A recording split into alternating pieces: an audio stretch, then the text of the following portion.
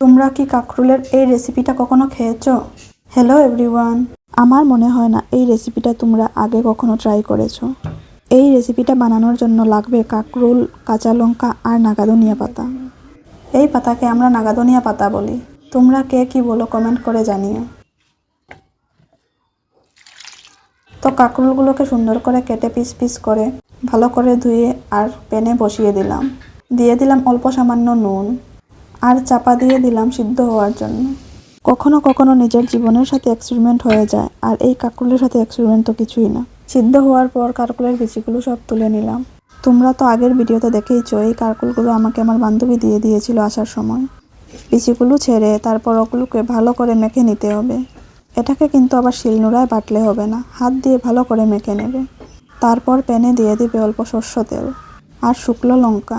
শুকনো লঙ্কাকে অল্প ভালোভাবে ফ্রাই করে নিতে হবে, ঠিক যেভাবে আমি করলাম। তারপর ওটাকে নামিয়ে ওই তেল দেওয়া প্যানে মেখে রাখা কাঁকরোলকে দিয়ে দিতে হবে আর মিডিয়াম ফ্লেমে অল্প সময়ের জন্য নাড়াচাড়া করে ভেজে নিতে হবে। খেয়াল করতে হবে বেশি যেন টান ভাজা আবার না হয়ে যায়। তারপর নামিয়ে আগের ভাজা করে রাখা শুকনো লঙ্কাকে ভালো করে এরকম মেখে নিতে হবে আর তারপর কাঁকরোলের সাথে একসাথে ভালো করে মিক্সড করে নিতে হবে। তারপর দিয়ে দিতে হবে নাগাদনিয়া। নাগাদনিয়াটা কিন্তু মাস্ট এই রেসিপিতে। তারপর দিয়ে দিলাম কেটে রাখা কাঁচা লঙ্কা আর স্বাদ মতো নুন। আমার কিন্তু এই হিমালয়ান সল্ট দিয়ে ভর্তা বা মাখা এরকম খেতে অনেক ভালো লাগে। তোমরা নর্মাল সল্টও ইউজ করতে পারো।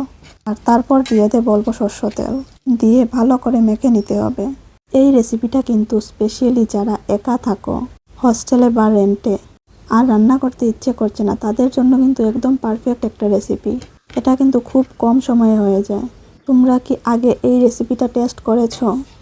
যারা টেস্ট করেছো তারা কমেন্ট করে যেও, আর যারা টেস্ট করোনি তারা একবার হলেও টেস্ট করে দেখো। আমার মনে হয় তোমাদের অনেকই ভালো লাগবে এই রেসিপিটা। নেক্সট আর কিসে এক্সপেরিমেন্ট তোমরা দেখতে চাও কমেন্ট করে যেও। যেহেতু এখন চলছে আমার স্কুলে ভ্যাকেশন, তাই মিডিলে মিডিলে হয়তো তোমরা কখনো কখনো এরকম এক্সপেরিমেন্ট দেখতেই পাবে। তোমরা সবাই আমার ভিডিওতে অনেক সাপোর্ট এবং ভালোবাসা দাও, তার জন্য ধন্যবাদ। এই রেসিপিটা ট্রাই করে আমাকে কমেন্ট করে জানিও কীরকম হয়েছে।